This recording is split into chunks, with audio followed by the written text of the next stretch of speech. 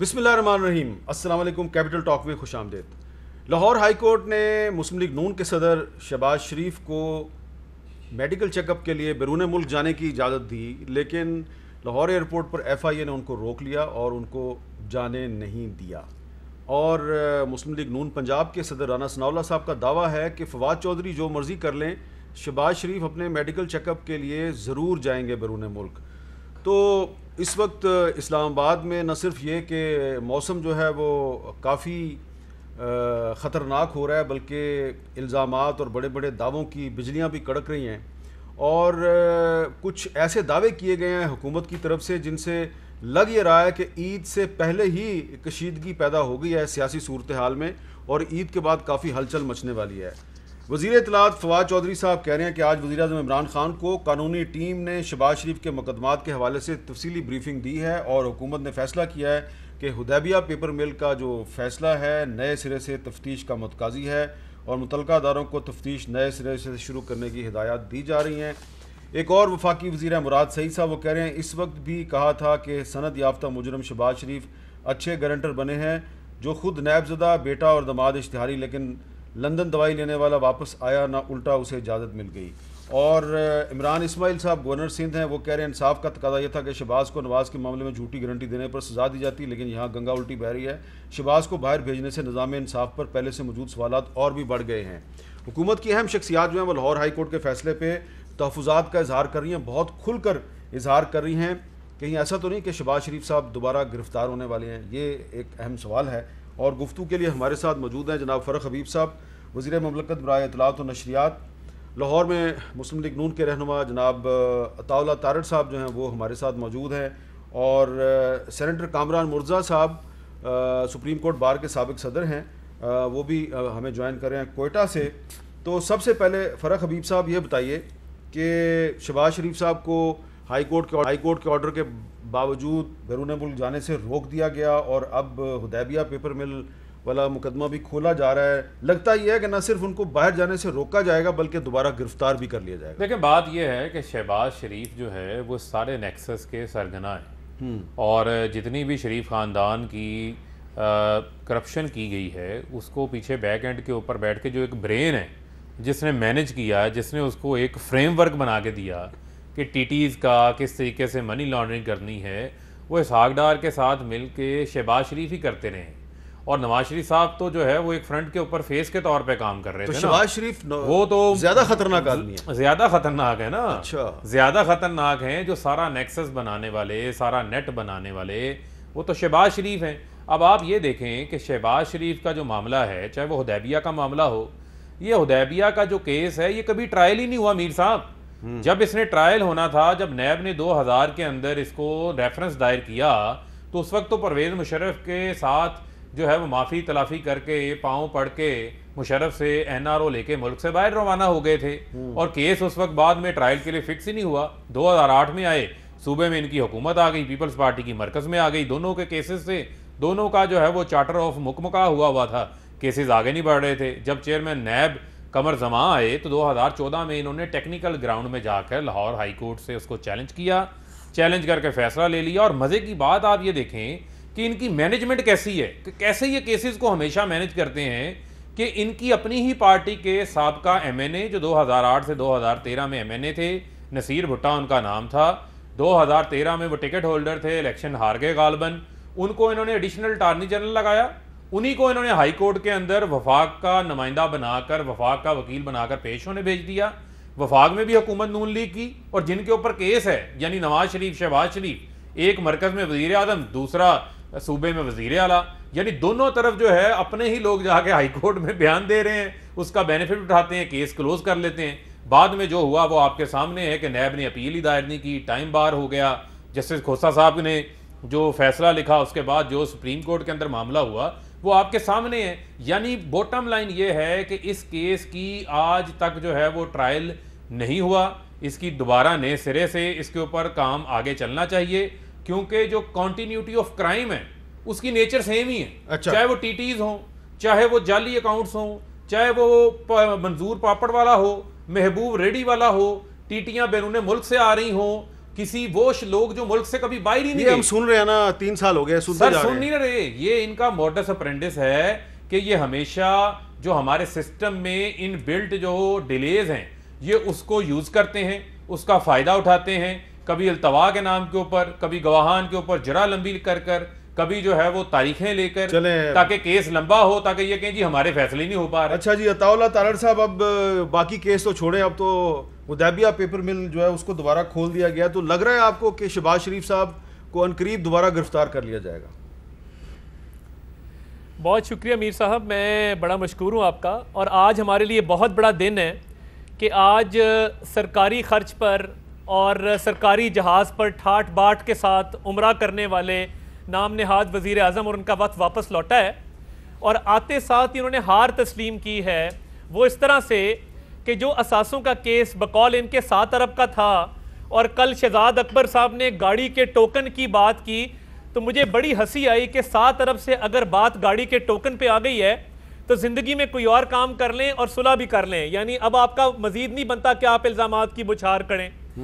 जो Hudaibiya paper mill case है मीर साहब, आपके नोटिस में होगा और हर जी शऊर शख्स इस बात को जानता है कि लाहौर हाई कोर्ट में एक स्प्लिट डिसीजन आया। रेफरी जज को ये केस रेफर हुआ, रेफरी जज ने इसको क्वाश किया, नैब ने उसके खिलाफ सुप्रीम कोर्ट में अपील की। कब की? सुप्रीम कोर्ट के 3 रुकनी बेंच जिसको हेड कर रहे थे मुशीर आलम साहब और काजी फायजीसा साहब भी इसमें शामिल थे, उन्होंने हमारे हक में फैसला दे दिया।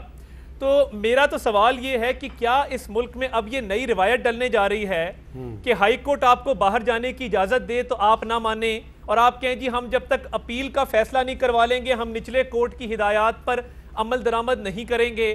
सुप्रीम कोर्ट हमारे हक में हुदैबिया का फैसला दे तो आप ये कहें कि जी हम इसको रीओपन करेंगे।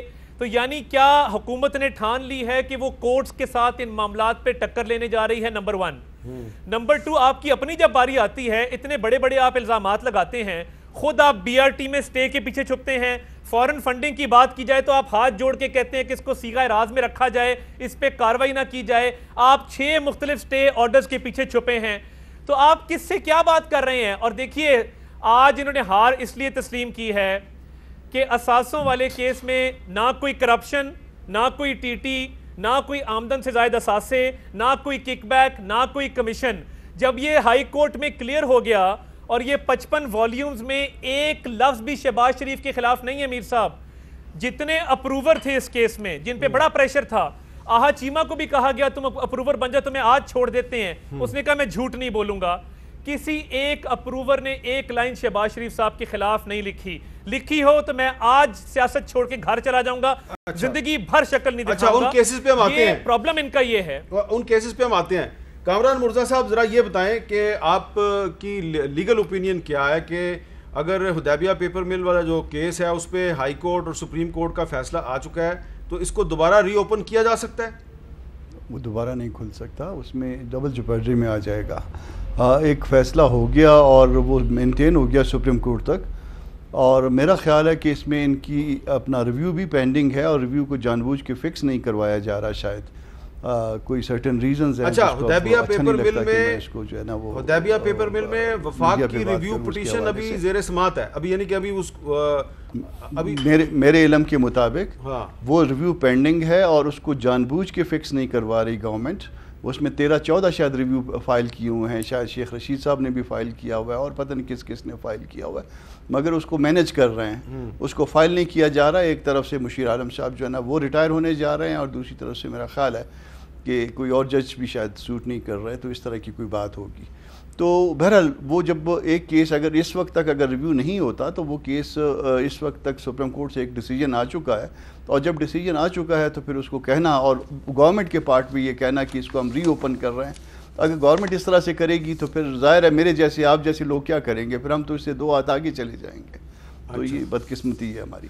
अच्छा, इसमें अब फ़ारूक हबीब साहब, फवाद चौधरी साहब जो हैं, अब हम उस केस पे आ जाते हैं जिस केस में फ़ैसले के बाद शहबाज शरीफ साहब को बाहर जाने की इजाज़त मिली है, तो उस पे जो फवाद चौधरी साहब हैं उन्होंने क्या कहा, ज़रा सुने। शहबाज शरीफ साहब को जिस तरीके से बाहर जाने की इजाज़त मिली, हमारे निज़ाम की बोसीदगी का एक इजहारिया है कि किस तरीके से एक ही दिन में शहबाज शरीफ साहब का केस लगा, एक ही दिन में उनका बयान हुआ और एक ही दिन में उनको बाहर जाने की जो है वो इजाज़त मिली। जिस तरीके से यहाँ ये बाहर आए हैं उससे ये तासुर पैदा होता है कि बड़े लोग इस जाले को तोड़ के बाहर निकल रहे हैं। आम आदमी ये समझेगा यहाँ पे बड़े लोगों के लिए और कानून है और छोटे लोगों के लिए और कानून है। अच्छा, अब फ़ारूक साहब मेरा सवाल ये है कि ये जो हाई कोर्ट का फ़ैसला है, 27 सफ़े का फ़ैसला है, इसमें जो पेज 22 है उस पर जो हाई कोर्ट ने लिखा है उसका उर्दू तर्जुमा ये है कि दिलचस्प बात यह है कि नैब ने हमारे सामने दो टोक तौर पर इतराफ़ किया है कि दरख्वास्त गुजार ने मुबैना तौर पर कोई किक बैक वसूल नहीं किए और ना ही किसी फेवर के बदले गैर कानूनी रकूम हासिल की जिसके ज़रिए उसने अपने अहल खाना के नाम पर असासा जात बनाए।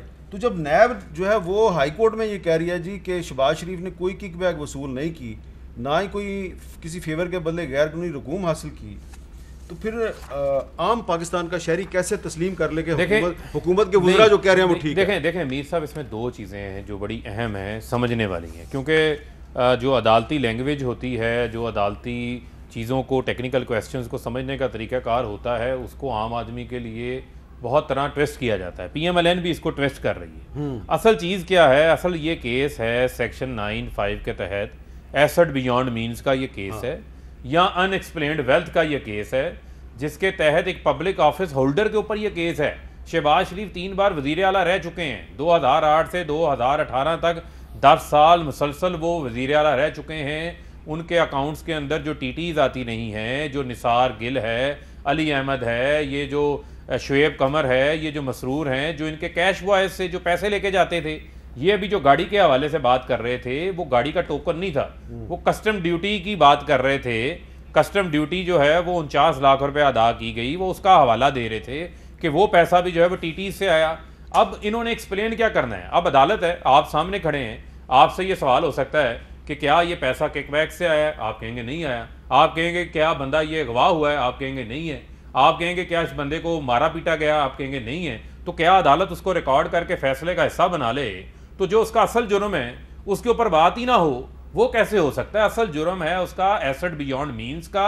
एसेट बियॉन्ड मीन्स को शहबाज शरीफ ने बताना है कि इनके अकाउंट्स में, हमजा शहबाज के अकाउंट्स में, सलमान शहबाज के अकाउंट्स में, उनकी अहलियाओं के अकाउंट्स के अंदर जो ये पैसे आते रहे हैं, ये किस तरह आते रहे हैं, किस मद में आते रहे हैं। पैसे तो आए हैं, वो फैक्ट है, वो किसी से ढका छुपा नहीं है। उससे प्रॉपर्टीज़ खरीदी गई हैं, वो भी किसी से ढका छुपा नहीं है। चाहे वो 96H का घर हो, चाहे वो यहाँ पर विस्परिंग पाइन के अंदर जो फ्लैट लिया वो हो, वो किसी से ढका छुपा नहीं है। दूसरी इंपॉर्टेंट बात यह है कि जो TTs हैं, 75 लोगों ने TTs लगाई हैं, वो 75 लोग शायद कभी लाहौर भी ना गए हो, कराची भी ना गए हो, लेकिन ये सारी बातें अदालत में साबित क्यों नहीं हुई? ये कहाँ साबित होंगी? High court is not the forum.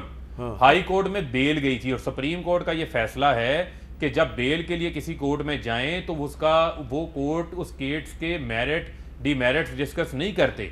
मामला कहाँ है? ट्रायल कोर्ट में है। फैसला किसने देना है? रेफरेंस का ट्रायल कोर्ट में होना है। 14 गवाहान के ऊपर वहां पर जरा हो चुकी है।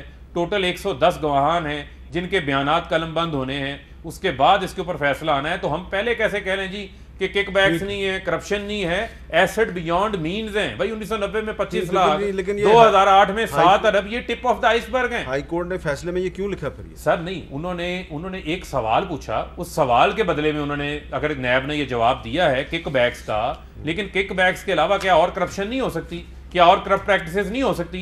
आपका एक किया गया फैसला किसी को भी फायदा पहुंचा सकता है। अच्छा, आपका ये नुक्ता बदले में आपको पैसे आ सकते हैं। आपका नुक्ता बड़ा अहम है कि अताउल्लाह तलड़ साहब, ये फरूख हबीब साहब कह रहे हैं कि ये हाई कोर्ट में मामला था सिर्फ जमानत का, लेकिन असल केस तो ट्रायल कोर्ट में चल रहा है और वहां पर तो अभी शहबाज शरीफ साहब को बेगुनाह करार नहीं दिया गया। मीर साहब, बात ये है कि हम पिछले 2.5 सालों में 225 पेशियां भुगत चुके हैं। ये जो गवाहान की बात कर रहे हैं ना 110, इन 110 गवाहान को नैब ने बुलाया है अपने रूबरू, इनसे तफ्तीश की गई है। इनसे तफ्तीश करके तो ये रेफरेंस तैयार किया गया है 58 वॉल्यूम्स का। किसी एक गवाह ने नैब के रूबरू कोई एक TT भी शहबाज शरीफ साहब से मंसूब नहीं की, कोई करप्शन मंसूब नहीं की, कोई किकबैक मंसूब नहीं किया। अच्छा, और देखिए, एक सवाल बड़ा अहम है, तमाम बातें हाईकोर्ट, एक सवाल बड़ा अहम है। हुकूमत की तरफ से यह भी इल्ज़ाम लगाया जा रहा है कि शहबाज शरीफ साहब जब वज़ीर आला बने तो उसके बाद से उनके असासों में बहुत ज़्यादा इजाफा हुआ है, पर लग गए, बल्कि कह रहे हैं पर लग गए। क्या ये बात दुरुस्त है?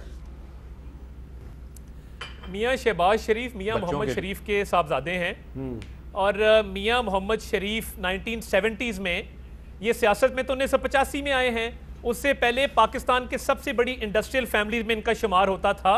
नेशनलाइज हुई, उसके बाद इन्होंने दोबारा इंडस्ट्रीज लगाई।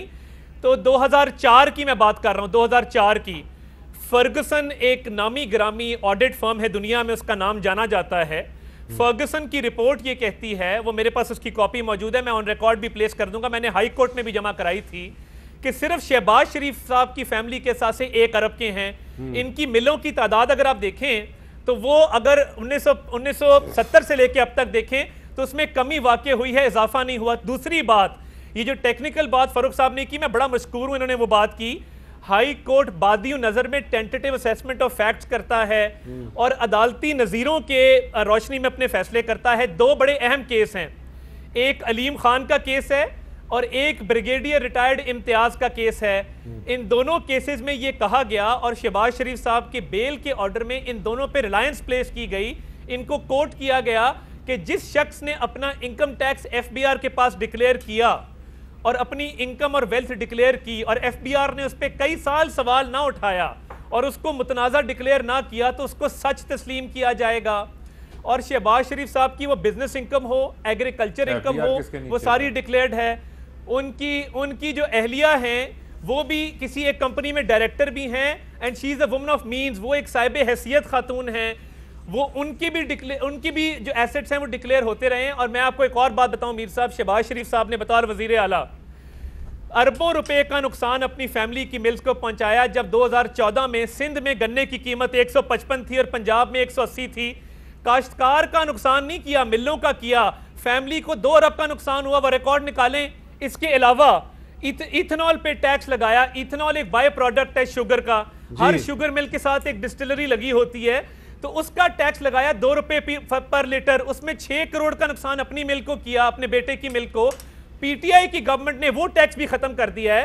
तो ये कहां की बात कर रहे हैं, ये कुछ साबित नहीं कर सकते। भाई इथेनॉल एक्सपोर्ट होता है यार, क्या अकलमंदों वाली बात करो। दुनिया में कहां एक्सपोर्ट्स के ऊपर टैक्स होता है यार? बता तारड़ कोई यार अकलमंदों वाली बात करें यार। फारूक साहब ये बताएं दुनिया में एक्सपोर्ट्स के ऊपर कोई टैक्स होता है? मुझे अकल ना सिखाएं। कोई एक्सपोर्ट का टैक्स होता है? मुझे ये बताएं दुनिया में एक्सपोर्ट के ऊपर मैं जरा एक मिनट, मैं आप दोनों से, आप दोनों की मीर इजाजत से मैं जरा एक लीगल बात। ये चैलेंज हो गया। हाँ, क्या चैलेंज ये हो गया? चैलेंज हो गया। मैं इथेनॉल के टैक्स का यहां पे आपको उसका नोटिफिकेशन दूंगा, जो 2.5 अरब रुपया टैक्स इथेनॉल का भाई मैं वो बात नहीं कह रहा, मैं कह रहा हूं एक्सपोर्ट का कह रहा हूं। इन्होंने टैक्स लगा होगा, टैक्स लगा होगा, लेकिन एक्सपोर्ट्स पे टैक्स नहीं होता। ना करें। अच्छा, आप टेक्सटाइल एक्सपोर्ट पे भी टैक्स लगा दें। अच्छा, मैं जरा इस पे देखें, आपने एक मिनट जरा मुझे कामरान साहब से बात करने दें। कामरान साहब, ये जो मैंने अभी हाई कोर्ट के फैसले का एक छोटा सा इक्तबास पढ़ा, interestingly the NAB has categorically admitted before us that petitioner is not alleged to have received any kickbacks. तो फरक हबीब साहब कह रहे हैं ये तो जमानत की दरख्वास्त जो थी उस पर समाअत हुई है, लेकिन असल केस तो ट्रायल कोर्ट में चल रहा है। क्या इनके इस मौक़िफ़ में वजन नहीं है? नहीं, उसमें टेंटेटिवली देखते हैं बेल स्टेज पे, मगर इस क्वेश्चन को रीफ्रेज कर लेते हैं या इसका जो आंसर है उसको रीफ्रेज कर लेते हैं कि इस हवाले से कोई एविडेंस, हम ये नहीं कहते कि जो है ना वो उन्होंने नहीं किया या उन पे जो इल्ज़ाम है उसको सिर्फ इस हद तक रीफ्रेज कर लीजिए कि ऐसा कोई एविडेंस मौजूद नहीं है जो कि बैक को जो है ना सपोर्ट करता हो। अगर नहीं सपोर्ट करता तो फिर अगेन जो है ना बात तो सिर्फ रह जाएगी जो है ना वो बियॉन्ड मींस की। कामरान साहब, अभी थोड़ी देर पहले आपने कहा था कि फेडरल गवर्नमेंट की जो हुदैबिया केस में रिव्यू है वो अभी तक पेंडिंग है। क्या ये रिव्यू पिटीशन जो है ये अक्टूबर 2018 में रिजेक्ट नहीं होगी थी? मुमकिन है, मेरी यादाश्त के मुताबिक शायद पेंडिंग थी, मुमकिन है कि रिजेक्ट हो गई और मेरे इल्म में ना हो। ये रिजेक्ट हो चुकी है। अच्छा, ये रिजेक्ट हो चुकी है, तो देन तो फिर फाइनलिटी अटेन कर गया। अच्छा, तो फिर अगर रिजेक्ट हो फिर फाइनलिटी अटेन कर चुका, फिर फरूख साहब फिर दोबारा कैसे केस फिर तो खत्म हो गई बात।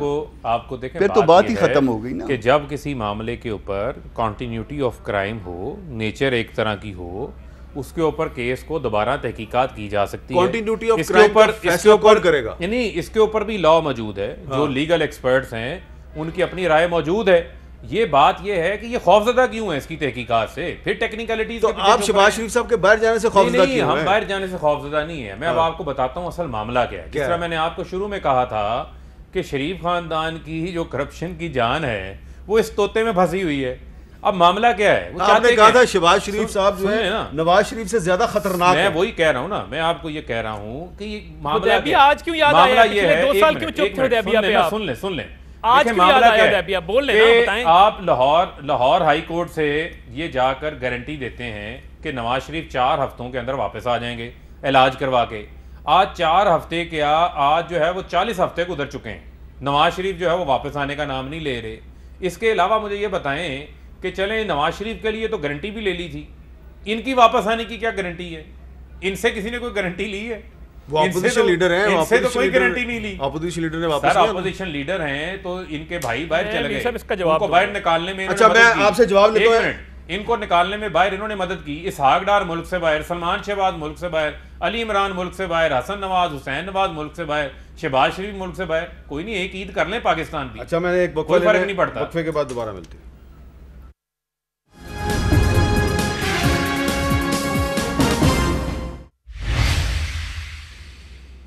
कैपिटल टॉक में खुशामदेद। ब्रेक से पहले तारड़ साहब आप रिस्पॉन्ड करना चाह रहे थे फरक हबीब साहब को। जल्दी से ज़रा ये भी बताएं कि जब शहबाज शरीफ साहब चीफ मिनिस्टर थे तो क्या उन्होंने शुगर पर कोई सब्सिडी वगैरह दी थी? देखिए सिंध हाई कोर्ट का एक फ़ैसला आता है 2014-15 में। वहाँ पे मिलों के दरमियान और ग्रोअर्स के दरमियान कुछ तनाज़ा पैदा हुआ और वहाँ पे गन्ने की कीमत 160 रुपये तय हुई और ये तय हुआ कि 12 रुपये उसके ऊपर सिंध गवर्नमेंट अदा करेगी सब्सिडी। 172 रुपये कीमत हो गई। पंजाब में 1 रुपया सब्सिडी ना दी गई, बावजूद इस बात के कि ये सिंध हाई कोर्ट का एक ऑर्डर मौजूद था। हम शहबाज शरीफ साहब चाहते तो दे सकते थे। और गन्ने की कीमत काश्तकार को फ़ायदा और मिल ओनर को नुकसान देने के लिए 180 रुपये रखी गई और वो पूरा 180 रुपया मिल ने अदा किया। इसकी वजह से शहबाज शरीफ साहब के भाई के बच्चों की मिल को 56 करोड़ रुपए का नुकसान हुआ और उनके बेटे की मिल को 46 करोड़ रुपए का नुकसान हुआ। तो ये 1.1 अरब का नुकसान उनके इस कॉन्शियस और शऊरी फैसले की वजह से उनके खानदान को उठाना पड़ा। इसमें इथेनॉल का टैक्स शामिल माने, कर ये तो लें माने। और इसमें एक और बात शामिल कर लें। एक बात और, ये बात बार-बार दोहराने में इसकी बात बताता हूं। जब 2017 में नहीं एक सेकंड मैं आपको अर्ज करता हूं ना। 2017 में चीनी की एक्सपोर्ट पे सब्सिडी दी गई। सिंध गवर्नमेंट ने 9.3 रुपए पर केजी सब्सिडी दी। पंजाब हुकूमत ने कहा आप भी 15 रुपए दें, 1 रुपया नहीं दिया गया।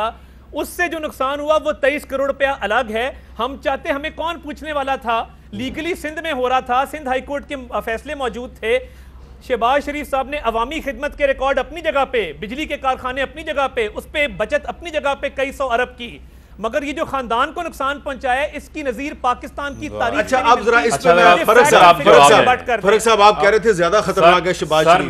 शहबाज शरीफ वाकई खतरनाक है, अपने खानदान को नुकसान। मैं अब आपको दोबारा बताएं, देखिए ये इनको जो है ना अल्फाज को ट्विस्ट करना बड़ा आसान है। मुझे आप ये बताएं कि क्या शरीफ खानदान, ये कहते थे 1970 में जो है वो मियाँ शरीफ साहब जो हैं बहुत बड़े इंडस्ट्रियलिस्ट थे। ये बताएं कि पहली शुगर मिल इन्होंने कब लगाई? पहली शुगर मिल जो है वो शरीफ खानदान की कब लगी और उसके बाद शरीफ खानदान की शुगर मिलें कितनी बनी? एक तरफ शहबाज शरीफ से पूछो ये टीटीओ का पैसा कैसे आया, वो कहता मेरा क्या ताल्लुक है, ये तो खानदान का कारोबार है। दूसरी तरफ वो कह रहे हैं कि खानदान को जो है वो नुकसान पहुंचा दिया इन्होंने पकड़ के। कभी खानदान का फ़ायदा करते हैं, कभी नुकसान पहुंचाते हैं। इस मुल्क में सबसे पहले शुगर माफिया को परवान चढ़ाने वाला वो शरीफ खानदान है। नवाज शरीफ हैं, शहबाज शरीफ हैं। वो जावेद हाशमी की किताब उठाएं ना जिसमें लिखा हुआ है हाँ मैं बागी हूँ, उसमें उन्होंने कहा कि मियाँ नवाज शरीफ ने कहा कि तू माड़ा सियासतदान है, एक आधी शुगर मिल का लाइसेंस तुझे भी दे देते हैं। आप जावेद हाशमी साहब को जब कोट करते हैं तो वो इमरान खान के बारे में बहुत कुछ कहते हैं। चलें छोड़ें उस बात को, मैं एक बात आपको कह रहा हूँ कि रेवड़ियों की तरह शुगर मिल के लाइसेंसेज उस वक्त ये बांटते थे। दूसरी बात ये आज मुझे कह रहे हैं कि 120 रुपये जो है वो रेट था, फलानी जगह पे 180 सिंध में था। मैं इनको कहता हूं आप आज चन्योट के अंदर किसी भी किसान को कॉल करें, रमजान शुगर मिल वहां पर चन्योट के अंदर लगी हुई है हमारे हमसाये के अंदर। अच्छा, किसी किसान को रमजान शुगर मिल की आज तक पेमेंट टाइम पे नहीं मिली। सवाल बड़ा है, पेमेंट पूरी नहीं मिली। हमारे सारे ड्यूज आज हमारे दौर में 300 रुपए गन्ने का पहली बार। तारड़ साहब एक सवाल बड़ा है, बड़ा ही सादा सा सवाल है क्या, और ये जिस एथेनॉल की बात कर रहे थे टैक्स की, उस टैक्स के ऊपर जाके सारी शुगर मिलों ने लाहौर हाई कोर्ट में स्टे लिया हुआ था, किसी ने टैक्स नहीं अदा किया था। जी, और आपने दूसरी खत्म बात कर सुने, दिया। जरा एक मिनट सुन आपने ले, जहांगीर तरीन की वजह से सर खत्म कर सुन दिया लेना, उसको। जरा सुन लें। देखें, दूसरी बात जो बार बार ये कहते हैं कि जनाब हमने ये कर दिया, इतने पैसे बचा लिए, इतने पैसे बचा लिए, तो इनसे पूछें सलमान शहबाज आज मुल्क से बाहर क्यों हैं? अली इमरान के अलावा साफ पानी की कंपनी को किराए में देने के लिए अब किसी का लाहौर में प्लाजा नहीं था, किसी लाहौर प्लाजा इतना खूबसूरत नहीं था, किसी की लिफ्टें इतनी अच्छी नहीं थी, किसी के प्लाजे कितने बड़े हाल नहीं थे कि साफ पानी का वहां पे दफ्तर बन जाता। अदालत ने उस मामले को क्लियर कर दिया जनाब, अपने क्योंकि फैसले अदालत ने कर आपको देना। क्लियर नहीं अदालत किया। ने मैं क्या कहा चैलेंज अली करता इमरान हूं, के बारे में? एक मिनट, मैं आपको चैलेंज आपको करता हूं फैक्ट ही नहीं कि पता। आपको किसी अदालत ने बरी किया हो, किसी केस में बरी नहीं किया इनको। मैं ऑर्डर ले आता किसी हूं, केस में बरी नहीं किया। तमाम लोगों की बेलें हो चुकी हैं और उसमें। भाई बेलें हुई है ना, बेलें आप 100 बेलें ले लें। मुर्दा साहब, कामरान साहब से बात कर उसमें लो। ऑर्डर आ आप गए जैसे हैं, बेलें ट्रायल लेते हैं कोर्ट वो का मैं भी टीवी ऑर्डर पे नहीं मौजूद बता है। सकता, आपको लहदा टेलीफोन पे मुझे बता दूंगा। कामरान साहब से बात कर लेते बता हैं। कामरान दें, साहब, ये बता सवाल ये है कामरान साहब कि तारड़ क्या साहब आपको लहदा बता दूंगा। शहबाज शरीफ साहब जो हैं, ठीक है वो बैरून मुल्क जाके चेकअप कराना उनका राइट है, लेकिन क्या उनका इलाज पाकिस्तान में नहीं हो सकता? यकीनन पाकिस्तान में हो सकता है, और ये सब कुछ सिंबॉलिक होता है। और जब चीज़ें सिंबॉलिक हों तो फिर लीडर्स को जो है वो इलाज और बाकी मामला सिर्फ पाकिस्तान में रखने चाहिए। ये ठीक है, इलाज वो उनकी चॉइस है, मगर इसमें चूँकि लोग जो ना एक्सपेक्ट करते हैं उनके साथ कि आप हमारे साथ जिए और मरेंगे, तो फिर ये लोग अपने दिल में इस बात को सोचते हैं कि बाकी जब हमारे इस तरह के मसाइल होते हैं तो हमें तो अपने शहरों में जो है ना ये सहूलतें मैसर नहीं हैं, और दूसरे जाके वो बैरून मुल्क इलाज करवाते हैं। तो मेरा ख्याल है इस बात को जो है ना इनको रिव्यू करना चाहिए, अपने मुल्क में रहें, अपने मामला जो है ना अपने मुल्क में सेटल करें, बाकी आगे उनकी मर्जी है। बहरहाल इनके ऊपर जो है ना फोर्स तो नहीं किया जा इस पे करना चाहता हूँ मीर साहब, क्या कहेंगे? जरा छोटी सी बात करें, छोटी सी बात करें इस पे। मैं बिल्कुल, देखें, जब शहबाज शरीफ साहब को कैंसर का आर्जा लाहक हुआ तो वो जिला वतनी में थे, कोई मर्जी से बाहर नहीं थे, ज़बरदस्ती उनको भेजा गया था। उनका इलाज वहाँ पे बाहर इसलिए हुआ कि उनको वहाँ बाहर भेजा गया था। वो अपने ऑपरेशन के फ़ौरन बाद 2004 में उन्होंने वापस आने की कोशिश की, उनको जबरी तौर पे यहाँ से एयरपोर्ट से वापस भेज दिया गया। तो उनके जो डॉक्टर वहाँ पे मौजूद हैं, उनके पास उनका सारा रिकॉर्ड मौजूद है माजी का, इसलिए उनके पास एक दफ़ा चेकअप ज़रूरी है। अदरवाइज मैं ये दावा करता हूँ कि पंजाब में इतने अच्छे अस्पताल मौजूद हैं, और इन्होंने जो तबाही की है, ये जो तब्दीली सरकार है, वजीर आला का तो मैं नाम भूल जाता हूँ, उस्मान बुज़दार का, अस्पताल अच्छे हैं, तो मियां साहब भी शुक्र है आपकी ये स्टेटमेंट सुन लें। हमने जो अस्पताल ये आपका लाइव ट्रांसमिशन लंदन जा रही है मेफेयर के फ्लैट्स में, PKLI से लेके PKLI से लेके, शुक्र है तारड़ साहब तारीफ करें, मियां साहब वापस आ जाएं यार, तारड़ साहब कह रहे हैं आपकी मेहरबानी है, अस्पताल बड़े अच्छे हैं। एक और बात काबिल जिक्र है,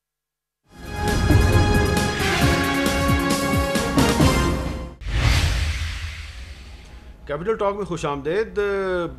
तकरीबन 3 हफ्ते के बाद पाकिस्तान का जो नया बजट है वो आने वाला है, यानी कि अगला वफाकी बजट जून में आना है और जून के पहले हफ्ते में आना है। और इस वक्त आप देखें कि हम ये बहस कर रहे हैं कि शहबाज शरीफ साहब को बाहर जाने से रोकना सही है, गलत है, या क्या मसला है। तो फ़र्क हबीब साहब, एक तरफ वज़ीर आज़म साहब ने मुज़ाकरात की दावत दी थी अपोजिशन की, दूसरी तरफ ये नई बहस शुरू हो गई है, हुदैबिया पेपर मिल आप कह रहे हैं खोलेंगे। लगता है ये बजट में बहुत ज़्यादा कशीदगी होगी। देखें, 2 अलग मामलात हैं। एक मामला है अकाउंटेबिलिटी का, वो है एहतसाब का। ज़ाहिरी बात है जो जितना बड़ा हुक्मरान रहा होगा उसका उतना ही कड़ा एहतसाब होना चाहिए, इसके ऊपर तो कोई दो राय नहीं होनी चाहिए। दूसरी बात है पाकिस्तान के अंदर जो एक इंतखाबी हमारी तारीख है, उस तारीख के ऊपर हमेशा शोर मचता है कि इंतखाबात में धांधली होती है, पोलिंग के डब्बे गायब हो गए जी, पोलिंग का अमला लेट हो गया जी, काउंटिंग ठीक नहीं हुई। हर चीज़ के ऊपर किसी ना किसी बात के ऊपर शोर आ रहा है कि बैलेट पेपर के ऊपर थंब इम्प्रेशन वैलिड है या नहीं वैलिड है, तो क्यों ना उसके ऊपर रिफॉर्म्स करें। अब रिफॉर्म्स के स्टेक होल्डर्स पाकिस्तान की तमाम पॉलिटिकल पार्टीज़ के साथ साथ पाकिस्तान का हर शोबा है, पाकिस्तान की पूरी आवाम जो है उसकी स्टेक होल्डर है। अगर आपकी जमहूरियत मजबूत होगी, इंतखाबी निज़ाम के ऊपर तमाम पॉलिटिकल पार्टीज़ का एतमाद होगा, तो कल को जो हुकूमत आएगी वो एक लेजिटिमेसी। लेकिन अगर आप अपोजिशन लीडर को फिर जेल में डाल देंगे तो मुज़ाकरात कैसे होंगे? देखें, बात ये नहीं है, बात ये है कि अपोजिशन लीडर तो कोई भी हो सकता है।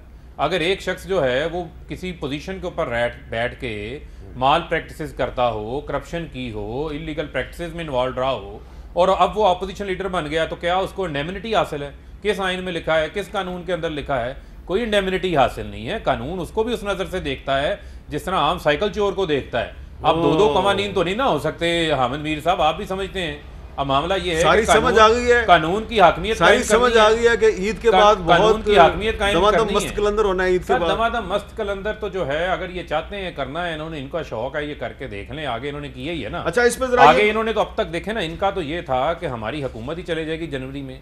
अब ये हमें हाथ जोड़ के कह रहे हैं 5 साल पूरे कर लें। ना इनके पास कोई बंदा है, ना इनके पास पीछे जो है कोई। अच्छा अताउल्लाह तारड़ साहब, ये बात दुरुस्त है कि अब मुस्लिम लीग नून हाथ जोड़ के कह रही है पीटीआई को कि प्लीज अपने 5 साल पूरे कर लो, ये बात दुरुस्त है? नहीं, ये बात दुरुस्त नहीं है। मैं थोड़ा सा एक शेर इनकी नज़र करूंगा कि अगर खिलाफ हैं हो जाने दो, ये सब धुआं है कोई आसमान थोड़ी है, लगेगी आग तो आएंगे कई घर जद में, यहाँ पे सिर्फ हमारा मकान थोड़ी है। तो ये बात यार, जो आज साहिब मसनद हैं कल नहीं होंगे, किराएदार हैं ज़ाती मकान थोड़ी है। तो ये सोच समझ के बात करें जो कर रहे हैं। इनके पास कारकर्दगी है नहीं। मीर साहब, आज बांग्लादेश वैक्सीनेशन में आपसे आगे निकल गया है। आपकी इकोनॉमिक ग्रोथ -4 पे थी, हम 5.8 पे छोड़ के गए थे। अच्छा। आज इस नए पाकिस्तान में लोग, गरीब आदमी अपने अंगूठे पर अनमिट स्याही लगवाकर 1.5 घंटा कतार में खड़ा होकर जलीलो रुस्वा होकर चीनी खरीद रहा है। हमारे दौर में ये सूरत हाल नहीं। अच्छा, एक बात मैंने इस मुल्क का बड़ी अहम मजाक बात बना रह गई दिया है, कामरान मुर्जा साहब से एक बात पूछनी है। कामरान साहब, आप क्योंकि जेयूआई को भी रिप्रेजेंट कर रहे हैं, तो ये बताएं कि ईद के बाद क्या आपको लग रहा है कि ईद के बाद बजट आसानी से पास हो जाएगा, या जो पीडीएम की जो जमातें हैं वो भी कोई हल्ला गुला करेंगी? कोई जो लॉन्ग मार्च आपने इतनी देर पहले ऐलान किया था, होगा या नहीं होगा? और मेरा ख्याल है कि शायद बजट जो ना वो कैरी ना करवा सकें जो इस वक्त सूरत हाल चल रही है। या तो ये जहांगीर तरीन के साथ इनका सेटलमेंट अगर हो गया है तो फिर तो मुमकिन होगा इनके लिए जो है बजट पास कराना, और अगर नहीं है, यहाँ पे ये टेस्ट पता चल जाएगा कि ये यू टर्न यहाँ पे भी लिया गया या नहीं लिया गया, जहांगीर तरीन से बन गए या नहीं बने। अगर नहीं बने हैं तो इस वक्त ये अकलियत में बैठे हुए हैं, और अगर बन गए हैं तो फिर इनके पास वही 4-5-6 की जो तो जहांगीर तरीन से मुकम्मल करेंगे तो बजट पास होगा। सर बात ये है कि इसका मतलब ये है कि अदरवाइज नहीं हो सकता। नहीं कामरान साहब, इसका मतलब ये है कि फजल रहमान की सरबराही में जो बनी पीडीएम है वो तो हाथ खड़े कर गई ना, उनके पल्ले तो कुछ नहीं रहा। वो तो हुकूमत का कुछ नहीं बिगाड़ सकी। अब आप जहांगीर तरीन के ऊपर तकिया करके बैठे हुए हैं, ये आलम आ गया आपके ऊपर। नहीं किया आप जहांगीर हमारा, हमने नहीं किया, ये आपने किया है। जहांगीर तरीन पहले आप उनके जहाज में सफर करते थे, अच्छा लगना शुरू हो गया। मुझे कभी ऐसा बंदा अच्छा नहीं लगा। अब आप उनका कंधा इस्तेमाल करेंगे, और अगर कंधा इस्तेमाल नहीं करेंगे तो ये एक और पीडीएम आप देखिएगा। 22 तारीख को हमारी मीटिंग है, आपका राउंड अबाउट बना 22 मई हमारी 22 तारीख को मीटिंग है, 22 तारीख को हमारी मीटिंग है, 22 तारीख को सब कुछ सामने आ जाएगा। अच्छा, 22 मई को पीडीएम की मीटिंग में क्या होगा? लॉन्ग मार्च का ऐलान नहीं होगा, जेयूआई की शूरा का और कैबिनेट का भी, दोनों का चांद नजर आ रहा है। ये दूर से चांद ना दिखाएं। चले, बहुत बहुत शुक्रिया आप तीनों का, बहुत बहुत शुक्रिया। कामरान मुर्जा साहब कह रहे हैं 22 मई को पीडीएम का भी इजलास है कि शूरा का भी इजलास है, देखें क्या ऐलानात करते हैं। लेकिन लगता यह है कि ईद के बाद काफ़ी हलचल मचने वाली है। इजाज़त दीजिए, अल्लाह हाफिज़।